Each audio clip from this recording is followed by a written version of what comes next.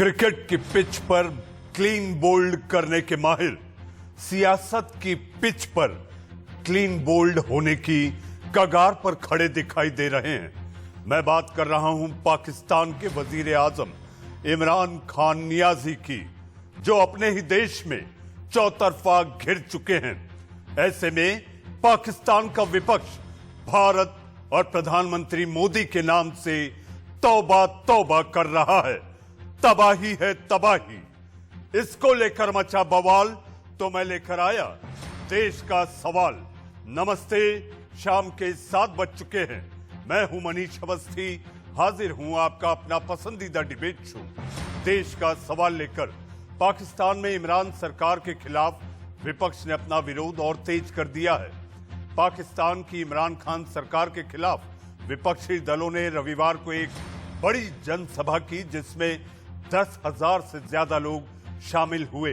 लाहौर के मीनार पाकिस्तान मैदान में जुटे इन लोगों को रोकने के लिए इमरान सरकार ने कोरोना वायरस स्मार्ट लॉकडाउन लगाने का ऐलान भी किया, लेकिन इमरान खान का ये लॉकडाउन इन लोगों को रोक नहीं पाया।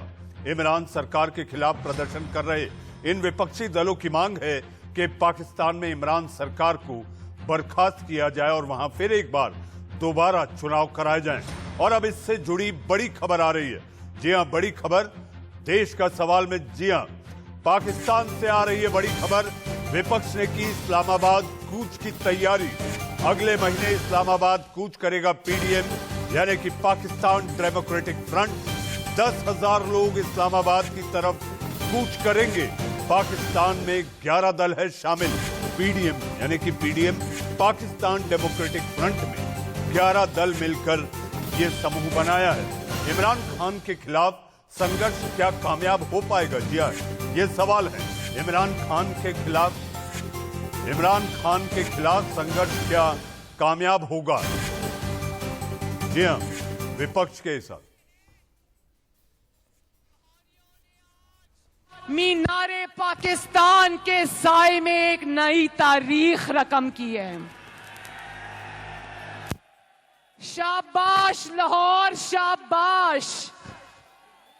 और लाहौरियों ने ना सिर्फ आज मीनारे पाकिस्तान पे तारीखी जलसा किया है, बल्कि लाहौरियों ने अवाम दुश्मन हुकूमत को मीनारे पाकिस्तान की बुलंदी से उठाकर नीचे फेंक दिया है। तो जब से कोविड-18, जिसका नाम ताबेदार खान है, जब से वो पाकिस्तान में जाली हुकूमत बना के आया है, पाकिस्तान की तरक्की क्वारंटीन हो गई है। पाकिस्तान में चीनी क्वारंटीन हो गई है। पाकिस्तान में गंदम क्वारंटीन हो गई है। पाकिस्तान में सस्ता आटा क्वारंटीन हो गया है। पाकिस्तान में सस्ती बिजली क्वारंटीन हो गई है। पाकिस्तान में गैस और सस्ती गैस क्वारंटीन हो गई है। पाकिस्तान में मीडिया की आजादी क्वारंटीन हो गई है। पाकिस्तान में आवाम का रोजगार क्वारंटीन हो गया है। जी हां, पाकिस्तान मुस्लिम लीग की यानी कि नवाज शरीफ की बेटी मरियम नवाज जिस अंदाज में कह रही थी, उन्होंने वजीर आजम, इसीलिए मैंने शुरुआत में कहा कि इमरान अपने ही देश में चौतरफा घिर चुके हैं, यानी कि चक्रव्यूह बन गया है। और मरियम नवाज जो कह रही थी कि इमरान खान कोविड-19, जी हां, मुल्क के लिए कोविड-19 ये हुकूमत के लिए ये अच्छा संकेत नहीं। जी हां, इमरान खान के खिलाफ संघर्ष क्या कामयाब होगा? जी हां, सबकी नजरें 2023 में चुनाव क्या कामयाब होगा? पीडीएम का दांव चल पाएगा क्या? पाकिस्तान में सत्ता की फाइट, विपक्ष का फ्यूचर जी हां ब्राइट दिखाई देता है। जी हां, सत्ता की फाइट को लेकर मध्यावधि चुनाव कराने की मांग तेज हो रही है। ऐसे में इस पर चर्चा और बहस करने के लिए हमारे साथ मेहमानों का पैनल है।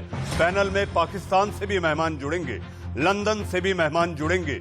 हमारे साथ इस वक्त आपके टीवी स्क्रीन पर मेजर जनरल रिटायर्ड जेकेएस परिहार, हमारे साथ सुमित पीर। जी हां, सुमित पीर अपने आप में कश्मीर के जानकार हैं, हमारे साथ हैं। हमारे साथ आपके टीवी स्क्रीन पर तेज तर्रार पाकिस्तान की पत्रकार मेहर तरार हमारे साथ मौजूद हैं। और भी मेहमान जुड़ेंगे, मेरे अपने सहयोगी आशीष सिंह भी जुड़ेंगे, पाकिस्तान मामलों के जानकार, एक वो नाम जो कि लगातार पाकिस्तान के नेताओं से संपर्क में रहे हैं। वेद प्रताप वैदिक भी जुड़ेंगे, आरिफ अजाकिया साहब भी जुड़ेंगे।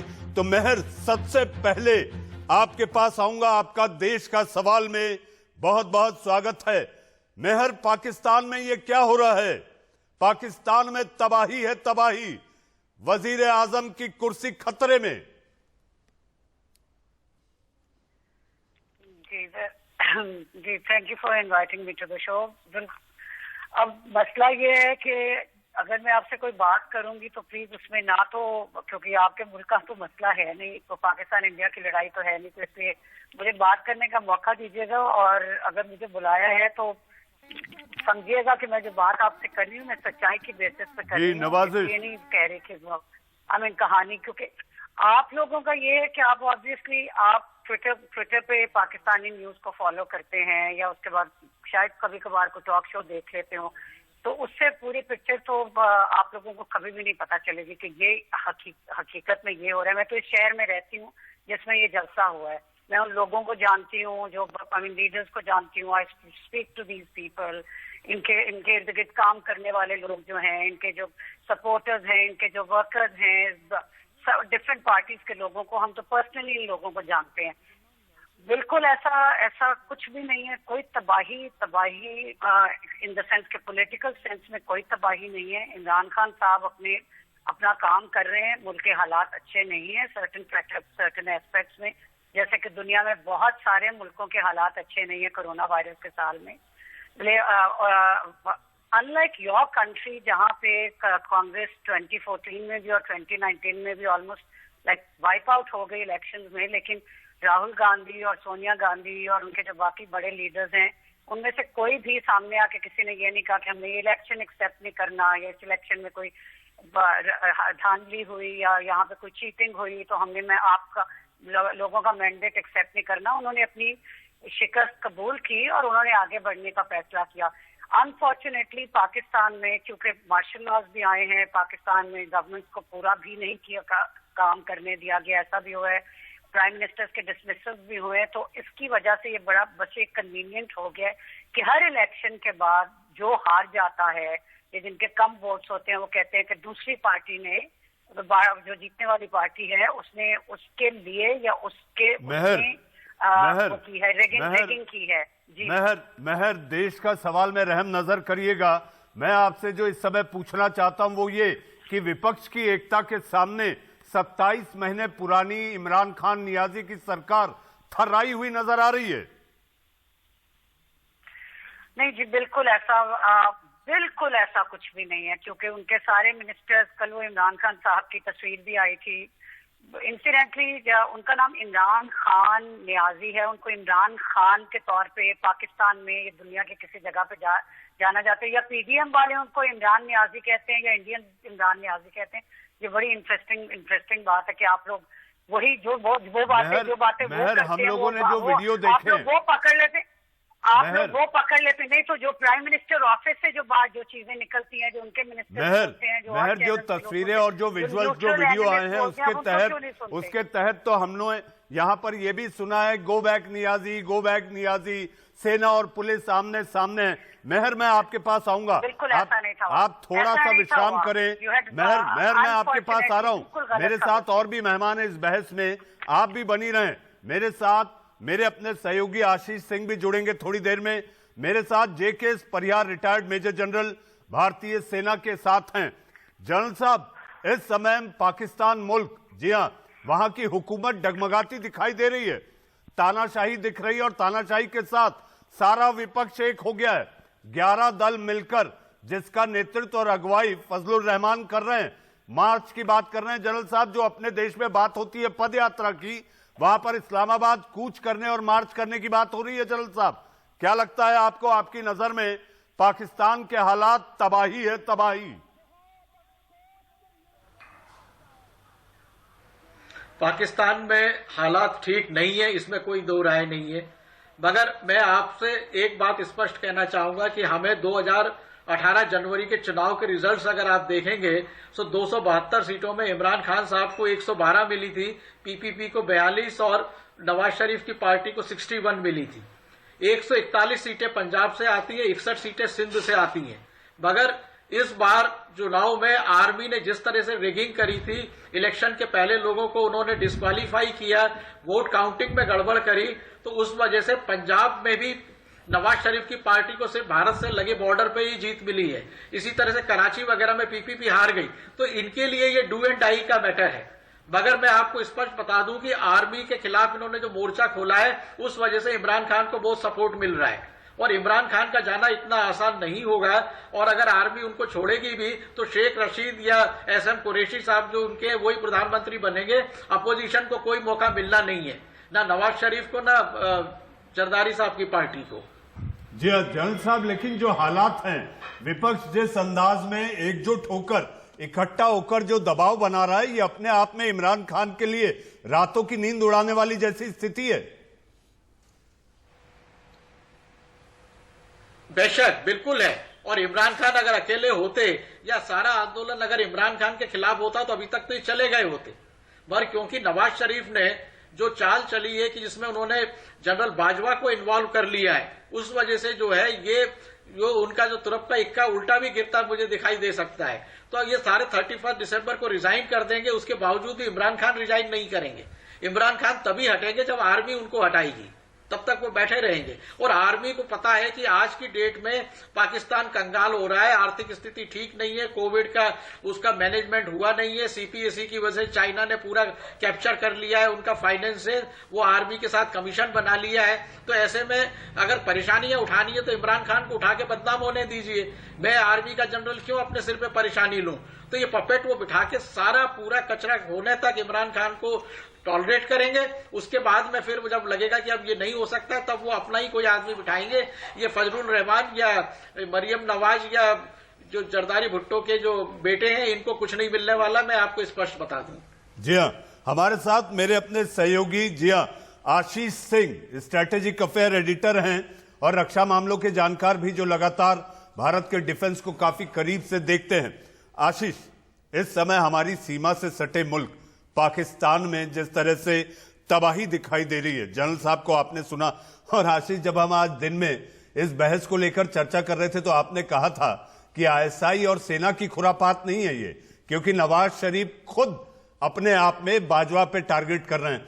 आशीष, ये कुल मिला के कैसी रणनीति और ये लामबंदी आपको लगता है कि इमरान खान को बेदखल कर देगी? बहुत मुश्किल होगा पॉलिटिकली। अगर आप देखें तो पीडीएम एक साथ में आ गई है, लगभग सारा ऑपोजिशन। लेकिन ये एक ऑपोजिशन की तरफ से उनकी तरफ से सही कदम है, लेकिन स्ट्रेटेजिकली एक गलत कदम हो रही है। वो ये कि पाकिस्तानी आर्मी और आईएसआई को डायरेक्टली और ओपनली पीडीएम इन्वॉल्व कर रहा है, प्राइमरीली पीएमएलएन नवाज शरीफ। अगर ये ड्रैग होते हुए आप देख रहे हैं तो ये मान के चलिए डिफॉल्ट की पाकिस्तानी आर्मी और आईएसआई पूरी तरह से इमरान खान को सपोर्ट करने की कोशिश करेंगी, क्योंकि पीएमएलएन हो, भुट्टोज हो या फिर नियाजीज, एक बात तय है कि पाकिस्तान पर सरकारें नहीं, आर्मी और आईएसआई रूल करती है।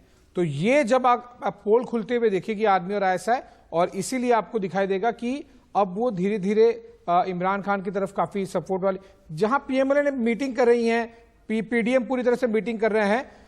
इमरान खान की पिक्चर्स किस तरह से आ रही है? इमरान खान अपने लॉन में अपने कुत्तों के साथ में खेल रहे हैं।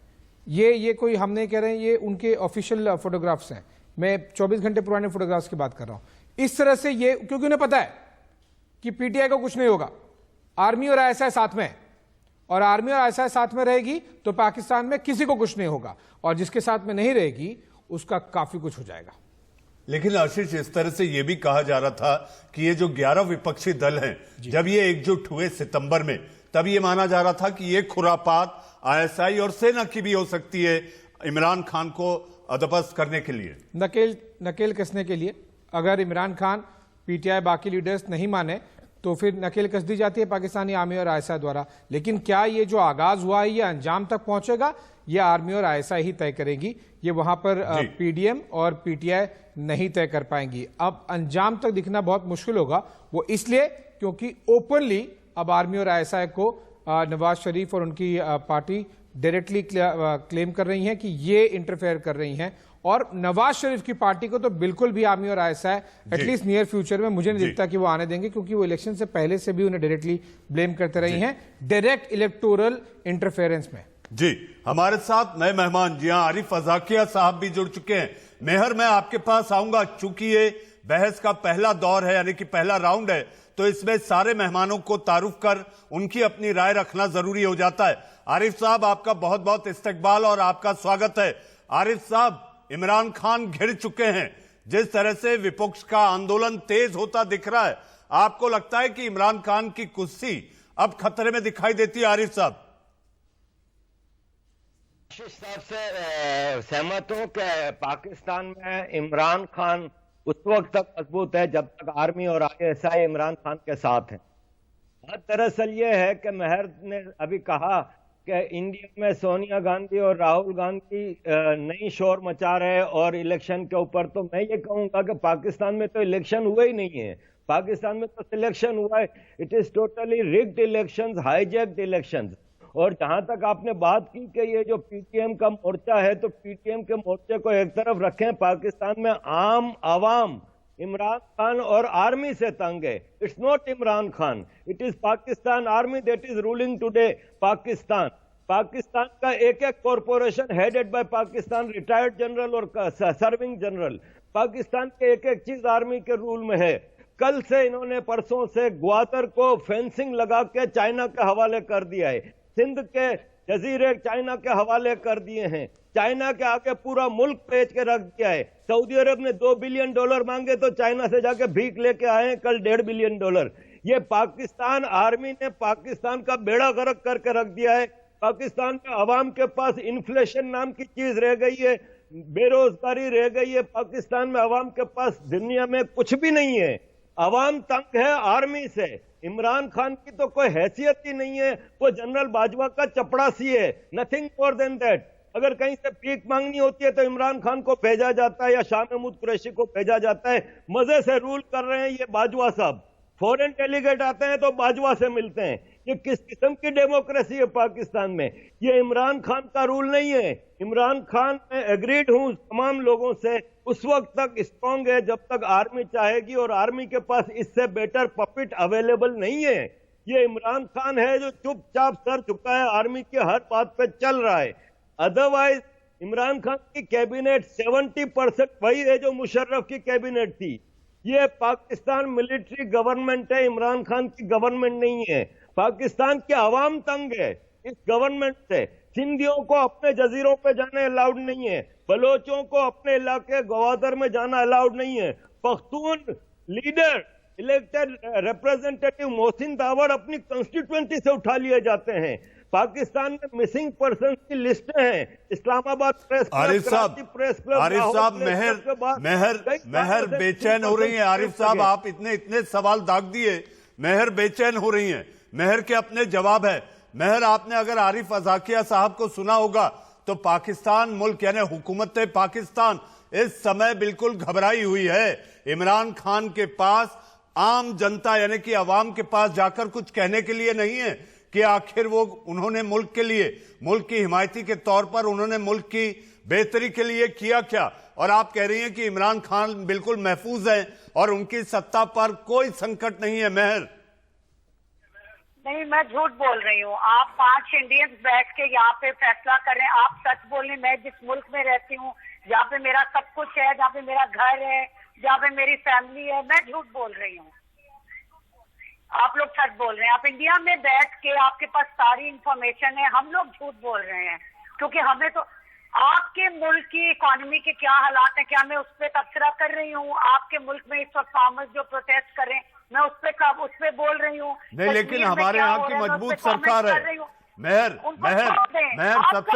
सबसे पहले मैं आपसे ये कहना चाहूंगा कि ये सारे सवाल आरिफ साहब ने किए हैं, आरिफ अजाकिया साहब ने किए हैं ये सवाल आरिफ साहब के। और जहां तक आप मेरे मुल्क की बात कर रही हैं, हुकूमत हिंद की, हुकूमत हिंद इस समय सबसे मजबूत हाथों में है। इसका डंका सारी दुनिया में पीट चुका है और दुनिया भी लोहा मानती है। भाग रही हैं आप। एक बात आप झुटला नहीं सकती, मैंने जितनी बातें की हैं उसमें से किसी का एक का जवाब दे थोड़ी दें। से मेहनत दिखाएं और प्लीज चुप कर। आई टोल्ड योर प्रोड्यूसर कि मैंने आपके शो पे नहीं आना, क्योंकि I am not one of those people. ना मुझे कोई शौक है टीवी पे आने का, आपके पास कोई बात का जवाब नहीं है। मुझे पाकिस्तान और ये मेहर को तो सरकारी तौर पर ओहदा मिला हुआ है, चुप कर जाए ना, सरकार की तरफ से नवाजी गई है, तो ये तो झूठ बोलेंगी क्योंकि ये पीटीआई सरकार की नुमाइंदा हैं, इनके पास ऑफिशियल पोजीशन है, तो ये तो झूठ बोलने के लिए आई हैं। बाकी पाकिस्तान के मीडिया पे इंडिया के खिलाफ कितने प्रोग्राम होते हैं, आप इंडिया का मीडिया एक प्रोग्राम करे तो चीखना शुरू कर देती हैं। आप बोल चुके हैं, I am going of the show, लेकिन जाने से पहले मैं बता दूं, मैं पाकिस्तान गवर्नमेंट के लिए ना कभी काम करती थी ना करती हूं। मैं पंजाब में इंफॉर्मेशन मिनिस्ट्री की फोकल पर्सन थी 2 महीने के लिए, मार्च से लेके मई तक। मैं उनको वर्क अनपेड जॉब था, I did not get a Penney from that government. तो आप सर क्या आपने अगर मुझे शो पे इंसल्ट करने के लिए बुलाया है? मेहर जी यहाँ पर सवाल जवाब हो रहे हैं और मेरा आपसे आग्रह है कि आप इस तरह से देश का सवाल में पीठ दिखा कर ना जाएं, वरना यह माना जाएगा कि जैसे आपकी मुल्क का इतिहास रहा है, कायरता से अपनी चीजें वो करता रहा है, वैसे ही आप अगर देश का सवाल में करेंगी तो मुझे ऐसा लगता है कि आप अपने मुल्क की अच्छी तस्वीर नहीं पेश कर पाएंगी। बात सवाल जवाब की है, सवाल आरिफ साहब ने किया था और आपको उसका ससम्मान जवाब देना चाहिए था। उनके पास उत्तर नहीं है मनीष सर, उनके पास बिल्कुल उत्तर नहीं है, इसीलिए इस तरह के स्टंट किए जाते हैं। 49 साल पहले भी सरेंडर करके भागे थे, ये सरेंडर इनकी परंपरा रही है, क्योंकि इनके पास जवाब नहीं है कोई बात का। अभी ऐसे क्या हुआ था कोइंसिडेंस, अभी हम गोल्डन जुबली सेलिब्रेट कर रहे हैं ना, इसी तरह से सरेंडर हुई थी ना पाकिस्तानी आर्मी, जिस तरह से महर तरार चले गए, 90,000 से ज्यादा लोग सरेंडर कर गए थे, और अभी इसी तरह से महर तरार, उनके पास उत्तर नहीं है। अब उनको लग रहा है कि सारे इंडियन बैठे, आरिफ जी तो इंडियन नेशनल नहीं है, वो इंडिया से नहीं ज्वाइन किए, उनका अपना पर्सपेक्टिव है, वो अपना दे रहे हैं, और हमने उनको बिल्कुल बोलने के लिए दिया, लेकिन उत्तर नहीं है, तो फिर भाग जाइए, आप बोलिए ये नहीं है वो नहीं है। कोई प्रोड्यूसर ने आके इस्लामाबाद ने आपके कान में थोड़ी ना जबरदस्ती लगा दिया, आपका लैपटॉप खोल के रिक्वेस्ट किया गया, जैसे सबसे किया गया, आपके पास उत्तर नहीं है, भाग गए। और ये पाकिस्तान की ट्रेट है। आप देखिए जिस तरह से, चाहे वो आर्मी हो, ISI, और एक अंदर की बात भी जो दर्शकों को बताना चाहूंगा, बहुत प्रेशर होता है मनीष सर इन पे, आरिफ सर जानते होंगे, पाकिस्तानी आर्मी और ISI का बहुत प्रेशर होता है कि आप ठीक से परफॉर्म नहीं कर पाए, आप काउंटर नहीं कर पाए, आप उत्तर नहीं दे पाए, बहुत प्रेशर होगा। तो फिर चले गए वो, उनको पता है कि अभी फोन आ जाएगा, मैसेज आ जाएंगे आर्मी के और ISI के, तो इसीलिए वो सरेंडर कर गए, जैसे 90,000 करके गए थे जब ईस्ट पाकिस्तान अलग हुआ था। आरिफ साहब, आशीष, मुझे याद आता है कि जिस तरह से मेहर ने ये किया, डिबेट से उठकर चली गई, आपको ये नहीं लगता आशीष कि इस समय जरूरत थी कि मेहर अपनी बात रखती? मैं तो अभी और कई सवालों पर गया ही नहीं, बड़े तरीके से मैंने उनसे पूछा और आरिफ साहब के सवाल थे, अगर जवाब देती तो मुझे लगता तस्वीर ज्यादा बेहतर साफ होती। आरिफ साहब, इस समय जो पाकिस्तान के हालात हैं, वहां के टीवी डिबेट्स जो चल रहे हैं, जो लगातार टीवी डिबेट्स हो रहे हैं, उसमें एक ही चर्चा है, चर्चा इस बात की है प्रधानमंत्री मोदी क्या करने वाले हैं, वहां की हुकूमत देखो, हमारे पाकिस्तान की देखो, हालात कंगाली पर हैं, कटोरा है, गूगल अगर टाइप करो और पाकिस्तान के वजीर आजम का नाम लिखो तो उसमें जो तस्वीर आती है उनके हाथ में कटोरा होता है। अब ऐसी सूरत में अगर मेहर ये सवालों के भी जवाब ना दे तो आखिर पूछे तो किससे पूछे? आरिफ साहब, दरअसल यह है कि मैंने कोई इल्जाम तराशी नहीं की, मैंने जेन्युइन बातें की। क्या गवादर में फेंसिंग नहीं हुई है लास्ट वीक? क्या सिंध के जजीरे नहीं बेचे गए? क्या सऊदी अरब ने पैसे नहीं मांगे? ये सवाल आते हैं जिनके इनके पास जवाब नहीं है। अब बात आती है आपकी कि पाकिस्तान में क्या हो रहा है। देखें, पाकिस्तान में एक चीज हो रही है, वो ये है कि एंटी इंडिया मूवमेंट चलाओ तो पाकिस्तान की आवाम को यूनाइट किया जाए। एक नॉन इश्यू खालिस्तान जो कि कहीं एग्जिस्ट नहीं करता, totally Pakistan plant, Pakistan organised, Pakistan patronised movement चलाई जा रही है ताकि यह है कि आवाम को नथी किया जाए कि हाँ देखो इंडिया इतना बड़ा खतरा बैठा है। असल में तो इंडिया कुछ कर ही नहीं रहा पाकिस्तान के खिलाफ। अगर इंडिया ने थोड़ा बहुत भी किया ना तो बलोचिस्तान सबसे पहले साइड पे हो जाएगा। इंडिया ने अगर थोड़ा बहुत किया जी, अगर थोड़ा बहुत भी खाली डिप्लोमेटिक मदद भी दे दी ना, तो बलूचिस्तान वाले एक वॉर लड़ रहे हैं, वहां पे आर्मी को बैकलैश मिल रहा है। फिर आरिफ साहब, आप भारत ने दिवाली के दौरान पिछले महीने, आरिफ साहब मैं आपको एक बात बताना चाहूंगा, सीज फायर का उल्लंघन लगातार पाकिस्तान करता जा रहा था। भारत ने केवल छीका है, छीके में उनकी चूल्हे हल गई। आशीष, बिल्कुल। और ये पाकिस्तान, देखिए आप, ये आरिफ साहब ने बहुत इंपॉर्टेंट बात कही है, और ये देश के सवाल के दर्शकों तक ये बात को मैं थोड़ा सा और डिटेल में एक्सप्लेन करना चाहूंगा। पाकिस्तान में एक बेसिक कॉन्सेप्ट है जो हमेशा प्रैक्टिस किया जाता है। आप एंटी इंडिया वाली जितनी बातें करनी कर लीजिए, आप डाइवर्जन करके रखिए, वो देखिए कश्मीर, वो देखिए बाकी चीजें, वो देखिए एलओसी, वो देखिए मोदी, वो देखिए राम मंदिर। आप यही सब में पाकिस्तान की आर्मी, आईएसआई, पाकिस्तान के पॉलिटिकल पार्टीज पाकिस्तान की आवाम को डाइवर्ट करके रखते हैं। उससे होता यह है कि तब आप पूछेंगे नहीं ना कि पेट्रोल का प्राइस क्यों बढ़ रहा है वहां पर, क्यों वहां पर दूध नहीं मिल रहा है, क्यों चीन को अपनी जमीन दे दी जा रही है, क्यों आप पे ऊपर इतना कर्जा है, क्यों इतना अनएम्प्लॉयमेंट है। अब सवाल यह उठता है कि हम क्यों बोलते हैं। हम इसलिए बोलते हैं क्योंकि जो कुछ वहां पर, एक पड़ोसी जब खराब होता है ना, ये घर घर की बात होगी, हर मोहल्ले में, हर शहर, हर देश पर यह लागू होता है कि जब आपका पड़ोसी स्टेबल नहीं होता है, जब आपका पड़ोसी ठीक नहीं होता है, तो उसकी आंच आप पर आती है। और इसीलिए हम ये बात करते हैं, और ये बातें पसंद नहीं आती है। आर्मी हो, गवर्नमेंट्स हो, पाकिस्तान में डाइवर्ट करके रखो। कश्मीर देखो बॉस, आपके पास मुझे बताइए, ये दिसंबर अभी 2020 चल रहा है, 49 साल पहले ईस्ट पाकिस्तान था, संभला नहीं। अब आपके पास जो पाकिस्तान है वो संभल नहीं रहा है, आपको चाहिए कश्मीर। कश्मीर लेके क्या करोगे? जो है वो तो संभाल लो पहले जी। कश्मीर चाहिए, जो है वो तो चीन के पास भाड़े पे जा रहा है, ब्याज देने के लिए पैसा नहीं है, यहां से लेके वहां तक कोई दोस्त नहीं बचा है। टर्की में केवल और केवल इस्लाम के नाम पर दोस्तियारी चल रही है, बाकी स्ट्रैटेजिक लेवल पे देख लीजिए, इकोनॉमिक लेवल पे देख लीजिए, सऊदी अरेबिया तो अब इनके साथ में नहीं है, उनको भगा दिया गया बाहर। ये क्या बातें करेंगे? लेकिन प्रॉब्लम है कि उसकी आंच आती है, उसका असर पड़ता है भारत पर। जी आशीष, जल साहब, आशीष ने सऊदी अरेबिया का जिक्र किया, और हमारे देश के सेना प्रमुख जनरल नरवणे सऊदी अरेबिया के दौरे पर हैं। यह अपने आप में पाकिस्तान के लिए और बेचैनी की वजह होनी चाहिए। जनरल परिहार, कि पाकिस्तान की आर्मी के या पाकिस्तान आर्मी के ऑफिसर्स और जवान जो है वो सऊदी, उसके जितने भी वहां के राजा हैं वो जितने हैं उन सबकी वो देखभाल करते, प्रोटेक्शन देते हैं। मगर जो सऊदी के किंग्स की जो न्यू जनरेशन है वो पाकिस्तान से बिल्कुल खिलाफ है। वो और यूएई दोनों भारत को पूरे ओपनली सपोर्ट कर रहे हैं। तो जनरल नरवणे जो है वो मिलिट्री डिप्लोमेसी का एक दूसरा नाम है, जो म्यांमार में सफल हुए, नेपाल में उनकी डिप्लोमेसी चली है और अब सऊदी अरब में चलेगी। आशीष ने जो बलूचिस्तान का बोला है, मैं बार बार कह रहा हूं कि आप अब हमारी सरकार को ये शर्म छोड़ देनी चाहिए और बलूचिस्तान को ओपनली उसको रिकॉग्नाइज करना चाहिए और सपोर्ट देना चाहिए। पाकिस्तान, स्ट्रांग पाकिस्तान हमारे लिए बेकार है, दुश्मनी ज्यादा बढ़ेगी। इस तरह का अनस्टेबल पाकिस्तान हमारे लिए ठीक नहीं है। तो पाकिस्तान का पंजाब पाकिस्तान रहने दीजिए, बलूचिस्तान का ब्रेक अवे होना बहुत जरूरी है और ये होगा। मैं आपको बता दूं, 71 वार की जो फाउंडेशन लगी थी वो मिसेस गांधी ने 1966 में रॉ के साथ लगाई थी जी। तब जाके 5 साल में वो पूरा हुआ है। तो बलूचिस्तान करने के लिए मोदी जी के पास में अभी 3.5 साल का टाइम है, उनको करना चाहिए। अगर वो नहीं करेंगे तो जनरल साहब बहुत मुश्किल होगा। जनरल साहब मैं आऊंगा। इस वक्त मेरे लिए वक्त है हेडलाइंस का। हेडलाइंस के बाद पाकिस्तान में आखिर इमरान की सत्ता, यानी कि इमरान फंसे चक्रव्यूह में, विपक्ष द्वारा रचे चक्रव्यूह में, लगातार देश का सवाल जारी है। सुर्खियों के बाद देश का सवाल में आपका फिर एक बार स्वागत है।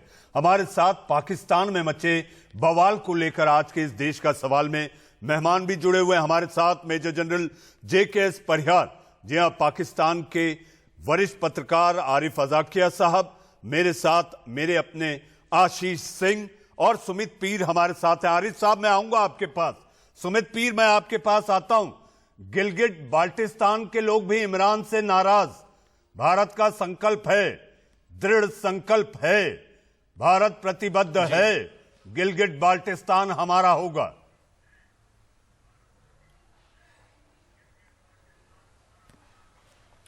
देखिए मनीष भाई, अभी जो इमरान खान नियाजी की परिस्थिति है, मेरा बड़ा मन था कि मेहर जी बैठे उनको मैं जवाब दूं कि ये इमरान खान अपने पीछे नियाजी क्यों नहीं लगाता, क्योंकि ये उसी जनरल नियाजी का भतीजा जिसने वेस्ट पाकिस्तान यानी कि बांग्लादेश खोया था। और ये छोटे मियां नियाजी तो पूरा पाकिस्तान छोड़ खो देंगे। ये क्लीन बोल्ड नहीं करते थे, ये बॉल टेम्परिंग के किंग थे। कोका कोला के ढक्कन से बॉल टेम्परिंग करने वाले ये पहले व्यक्ति थे।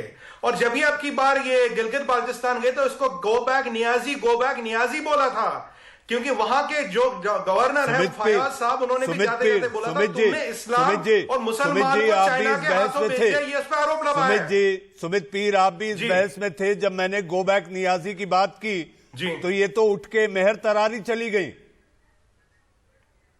बिल्कुल, मेहर दरार इसलिए गई मनीष भाई क्योंकि ये दुनिया से छुपाना चाहते। ये बंदा अपना पूरा नाम इमरान खान नियाजी क्यों नहीं लगाता? क्योंकि इसके डीएनए में सरेंडर है। बड़े मियां नियाजी ने तो बांग्लादेश दे दिया, छोटे मियां नियाजी तो पूरा चीन को पाकिस्तान दे देंगे। हकीकत तो ये है 17% इन्फ्लेशन, 34% फूड इन्फ्लेशन, 1 बिलियन का फॉरेन एक्सचेंज रिजर्व नहीं है आपके पास, क्या कंट्री चलाएंगे? अब $251 मिलियन का मेडिकल बजट है। गणित कीजिए, ₹7 पर महीना पर बंदा, ₹7 पर महीना पर बंदा, उसमें वैक्सीन आएगा, उसमें दवाई आएगी, क्या आएगा? 8 बिलियन आपका मिलिट्री बजट है, 3-4 बिलियन तो फौजियों की पेंशन है, 2 बिलियन का आप चाइना से हथियार खरीदते हैं, $300 मिलियन का आपको पर्क्स मिलते हैं फौजियों को। अरे किस पाकिस्तान की बात कर रहे हैं? और एक और बोलना चाहूंगा मनीष भाई, अभी इन्होंने क्या किया, अगर आप जब पीछे आप याद रखें 2-3 महीने पहले एक बाजवा ने एक मीटिंग ली थी पाकिस्तान की अपोजिशन पार्टियों की। उसमें मैंने बोला था, बाजवा ने उन्हें कहा भैया आप औकात में रहें, नहीं तो आपके लिए अच्छा नहीं होगा। फिर देखिए क्या होता। अभी इन्होंने नवाज शरीफ साहब को प्रोक्लेम ऑफेंडर घोषित किया। इसका मतलब नवाज शरीफ आ नहीं सकता, वो इलेक्शन लड़ नहीं सकता। आर्मी ऑलरेडी उनके भाई शहबाज शरीफ से बात कर रही है। अगर ये पाकिस्तान ड्रामा अलायंस, जिसको डेमोक्रेटिक अलायंस कहते हैं, अगर इसमें से शरीफ, भुट्टो और इनको जरदारियों को निकाला जाए तो जो रहमान है, फजलुर रहमान साहब, उनके पास 10-11 पार्टी रहती है जिनकी कोई औकात नहीं। उसी दिन इमरान खान ने एक और छक्का मारा। वहां की सियासत को लेकर, वहां की सियासत को लेकर सुमित जी वहां की सियासत को लेकर आरिफ साहब मेरा सवाल आपसे, जी हाँ, पाकिस्तान में इस समय जो हालात हैं और कल जब सारे लोग जमा हुए, विपक्ष के लोग जमा हुए, पीपीपी और पीएमएल का मेल और उसके साथ फजलुर रहमान इसकी अगुवाई कर रहे हैं, आप क्या देखते हैं कहां जा रही है पाकिस्तान की सियासत? किस तरह से इमरान खुद को, अपने आप को बचा पाएंगे और अपनी हुकूमत को? आरिफ साहब देखें, मैं समझता हूं कि इन जो पीडीएम की जमातें हैं, इनसे उम्मीद लगाना बिल्कुल ही बेकार है, क्योंकि ये सिर्फ कोशिश कर रही हैं कि किसी तरह आर्मी की गुड बुक्स में आ जाएं, क्योंकि इनको भी पता है कि बगैर आर्मी की मदद के पाकिस्तान में कोई आ नहीं सकता। बेनजीर भुट्टो या बेनजीर भुट्टो का बेटा या जुल्फकार अली भुट्टो का नवासा, नवाज शरीफ की बेटी, मुफ्ती महमूद का बेटा फजलुर रहमान, आप इन डायनास्टिक पॉलिटिक्स वालों से जो हमेशा आर्मी के साथ मिलकर हुकूमतें करते रहे, आप इनसे कोई तवक्को नहीं रख सकते। पाकिस्तान का देखें, being a Pakistani, I was an elected mayor in Karachi, मैं आपको साफ कहता हूं कि पाकिस्तान का एक ही हल है कि इसका डिसमेंबरमेंट होना चाहिए, क्योंकि अब ये देश अपनी एक्सपायरी डेट पूरी कर चुका है। जिस मकसद के लिए बनाया गया था वो मकसद पूरा हो चुका है। अब वेस्ट को इसकी जरूरत नहीं है, west is allied with India, और वेस्ट को अब इसकी जरूरत नहीं है। ये अब सिर्फ चाइना और तुर्की के जो कि नेक्सस ऑफ अलाय है, एविल है, उसके तहत ये देश चल रहा है। बलोचिस्तान, अभी मैं जनरल साहब ने कहा था कि बांग्लादेश में इंडिया की इंदिरा सरकार ने 5 साल पहले काम शुरू किया था। मैं कहता हूं बिल्कुल नहीं। बांग्लादेश की आजादी सिर्फ और सिर्फ इसलिए हुई थी कि पाकिस्तान आर्मी ने जुल्म की इंतहा कर दी थी। 1 मिलियन से ज्यादा का जेनोसाइड हो गया था, 2 मिलियन से ज्यादा बॉर्डर क्रॉस करके इंडिया में आ गए थे। इंडिया के पास कोई चॉइस नहीं थी जब इंडिया में दाखिल हुई थी।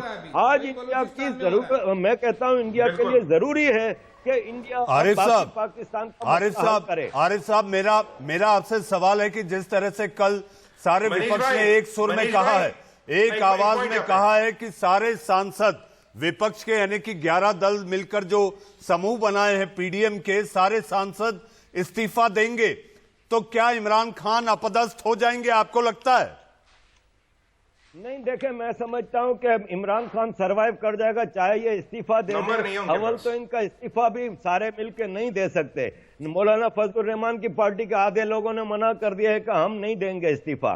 तो क्योंकि आर्मी के कनेक्शंस हैं सबके साथ और आर्मी का दबाव है, तो इस्तीफा दे भी देंगे तो ये बाई इलेक्शन करा देंगे, लेकिन जब तक आर्मी चाहेगी इमरान खान चलेगा। और इन लोगों का भी मकसद यही है कि किसी तरह आर्मी इनको आज हुकूमत दे दे तो ये बाजवा के साथ उसी तनख्वाह पे काम करने के लिए तैयार हो जाएंगे जिस तनख्वाह पे इमरान खान काम कर रहा है। भाई सिंध गवर्नमेंट चल रही है ना, सिंध गवर्नमेंट का कर लिया। आरिफ साहब आप ये कहना चाहते हैं कि इस मौजूदा हालात में भी रहमो करम आईएसआई और सेना का ही है इमरान के ऊपर? बिल्कुल ऐसा ही है। जब गवर्नमेंट का आईजी अगवा कर लिया आईएसआई ने और बाजवा ने एडमिट किया है कि हाँ सॉरी गलती हो गई है, ये प्राइवेट उनका डिसीजन था, इसके बावजूद सिंध गवर्नमेंट ने रिजाइन नहीं किया। तो ये सब लूटमार का खेल चल रहा है। एक पॉइंट बोलना चाहूंगा मनीष भाई, मैन लूट रही है। परसों सुमित जी आप अपनी बात रखें, फिर मैं आशीष और जनरल साहब के पास जाऊं। रिटायर किया गया है जी, और वो करप्शन की बुनियाद पे। मनीष भाई मैं एक बात कहना चाहता था, बजट दिया गया था तो सुप्रीम कोर्ट ऑफ पाकिस्तान ने उसको बुलाया कि पैसा कहां गया जो वर्ल्ड बैंक से आया था, तो इसने कहा कि फी मरीज अब नया दौर आएगा पाकिस्तान में, 25 लाख रुपया लगा है। प्राइम मिनिस्टर इंस्टॉल किए जाएंगे। सुमित पीर मेरे साथ आशीष सिंह और JKS Pariyar, general JKS Pariyar. आशीष, इस समय जो हालात हैं, इमरान खान सबसे कमजोर वजीर आजम साफ दिखाई देता है। जिस तरह से आरिफ साहब कह रहे थे, आपको लगता है आशीष की अभी भी सारा बोलबाला, सारा खेल आईएसआई, बाजवा, सेना यही लोग चला रहे हैं? खेल पिज्जा से लेके सीमेंट तक, इंटरनल पॉलिसी से लेके फॉरेन पॉलिसी तक, ये पूरी की पूरी पाकिस्तानी आर्मी और आईएसआई चला रही है। अभी आरिफ साहब जो एग्जाम्पल दे रहे थे, 2 महीना हुआ नहीं है, एक पुलिस वाले जब खड़े हो गए, पुलिस और आर्मी के बीच में जो टकराव देखने मिला था, वो एक लेटेस्ट एग्जांपल है। और अभी भी देखिए इतने लोग आ गए हैं, लेकिन आर्मी और आईएसआई सड़क पर उतर गए हैं। आर्मी और आईएसआई का सपोर्ट है तो इमरान खान कुत्ते को बिस्किट खिला रहे हैं, चिकन खिला रहे हैं। देशवासी उनके आराम से भूखे हुए हैं, उनको खाने पीने के लिए कुछ नहीं है, इतनी ज्यादा हालत खराब है। लेकिन डाइवर्जन करो, आप कश्मीर पे बजट देखिए उनका कितना है। उनको इंटरनल बातें नहीं करनी है, बलूचिस्तान संभल नहीं रहा है, उनको कश्मीर चाहिए। ये एक स्टेज है, ये एक फेज है। जैसे कि आरिफ साहब कह रहे हैं कि ये जितने भी आपको सेकेंड जनरेशन पॉलिटिक्स दिखाई दे रहे हैं, जिनके चाहे वो शरीफ हों, भुट्टोज हों, बाकी सब भी हों, इनके पेरेंट्स ने ऑलरेडी इसी पाकिस्तानी आर्मी और आईएसआई के साथ में मिलकर अपनी अपनी सरकारें चलाई थी। आज भले ही गाली दें वो, लेकिन चलाई थी, और आगे भी इन्हें मौका मिलेगा तो ये चला देंगे। बेसिकली ये बार्गेन कर रहे हैं कि वो इमरान को हटा दो, हम भी वही करने वाले हैं, क्योंकि पाकिस्तान में आर्मी और आईएसआई के बिना आप कर ही नहीं सकते कुछ। सरकार बना तो छोड़िए, कुछ नहीं कर सकते। पिज्जा नहीं बेच पाएंगे, सीमेंट नहीं बेच पाएंगे, क्योंकि वो भी रिटायर्ड लेफ्टिनेंट जनरल्स की कंपनीज है और फ्रेंचाइजीज है। जी हाँ आशीष, जनरल साहब, जनरल परियार, पश्तून, सिंध, बलोच, सारे लोग नाराज, सड़कों पर हैं लोग। इसके अलावा गिलगिट बाल्टिस्तान की बात ही छोड़िए। ऐसे में इमरान अगर अपनी हुकूमत बचाए तो बचाए कैसे, जनरल साहब? जैसा सभी आशीष बोल रहे हैं, मैं पहले ही कह चुका हूं कि इमरान खान की हुकूमत है कहां। जब है नहीं तो बचाने का सवाल ही नहीं उठता है। वो तो जब तक बाजवा साहब चाहेंगे वो बिठाए रखे जाएंगे, वही होना है, इससे ज्यादा वहां कुछ होना नहीं है। और असली लड़ाई ये है कि नवाज शरीफ की पार्टी पंजाब में बुरी तरह से पिछड़ गई है। वहां पे आर्मी ने अपना कब्जा कर लिया है, इसलिए पिछले इलेक्शन में वो पिट गए। पीपीपी भी वैसे ही सिंध में सिर्फ जमींदारों के हिस्से में रह गई, कराची वगैरह में चली गई। तो इमरान खान चलते रहेंगे।